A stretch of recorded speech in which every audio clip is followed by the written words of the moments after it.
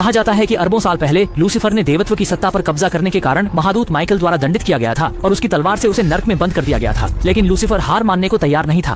हमेशा के लिए फंसे हुए उसने गुप्त रूप से अनुयायियों का एक समूह इकट्ठा किया, जिन्होंने नर्क के प्रवेश द्वार पर एक आधार स्थापित किया और अपनी शक्ति को लगातार बढ़ाया। अंततः क्लोन तकनीक के सफल होने के बाद उन्होंने लूसीफर को पुनर्जीवित करने का तरीका खोज लिया, जो कि कैथेड्रल से सूगो की कफन को चुराना था। कहा जाता है कि उस पर खून और मांस के निशान हैं। असल में केवल अनंत काल के पुत्र का शरीर ही लूसीफर के आगमन को सहन कर सकता है और मानवों में केवल सूगो ही अनंत काल का पुत्र है। हालांकि मिलते ही उन्होंने सचमुच उससे सूगो का डीएनए निकाल लिया और जैसे ही यह सफल हुआ, उसी समय नर्क में लूसीफर ने भी मुहरबंदी की ताकत को कमजोर महसूस किया। इसलिए उसने पूरी ताकत लगाकर मुहर वाली तलवार खींच दी और इंसानों के बीच जल्द से जल्द मौजूद होना चाहा। आगे का काम था एक उपयुक्त गर्भवती महिला खोजना और सभी पकड़ी गई महिलाओं में से केवल 2 की रक्त प्रकार उनके अंदर जबरन भ्रूण प्रत्यारोपित कर दिए गए। फिर उन्हें दुल्हन के कपड़े पहनाए गए और एक लोहे के पिंजरे में बंद कर दिया गया। अंत में उन्हें काले नरक के द्वार में डुबो दिया गया।